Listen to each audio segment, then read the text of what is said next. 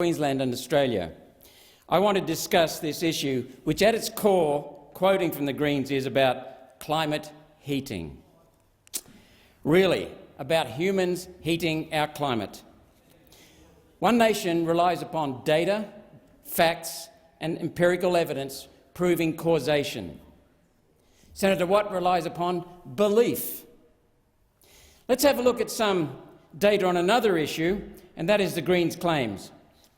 On the 9th of September 2019, I invited Senator Waters and the then leader, Senator Di Natale, remember him? I invited them to present us with the empirical scientific evidence proving that carbon dioxide from human activity affects climate and needs to be cut. I also challenged them to a debate on the empirical evidence and on the corruption of science. What have we heard since? Nothing. Not a thing. Just more claims, more beliefs.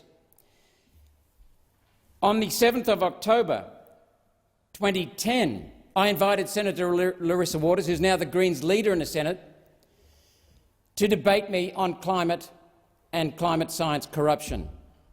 She jumped to her feet and said, "I will not debate you."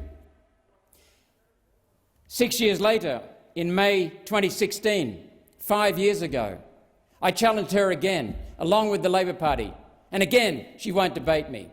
She won't debate me because they haven't got the facts.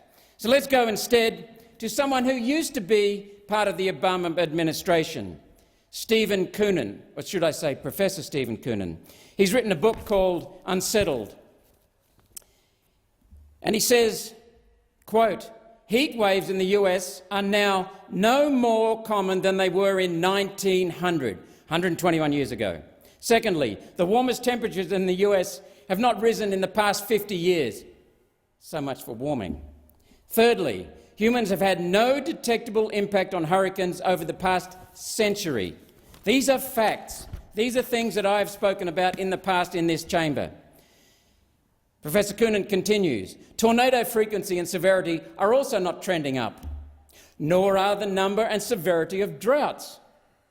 The extent of global fires has been trending significantly downward.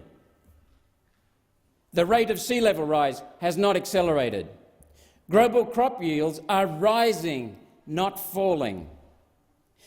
And listen to this.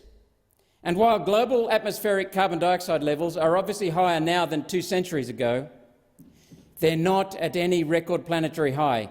They're at a low that has only been seen once before in the past 500 million years ago, as I have said repeatedly."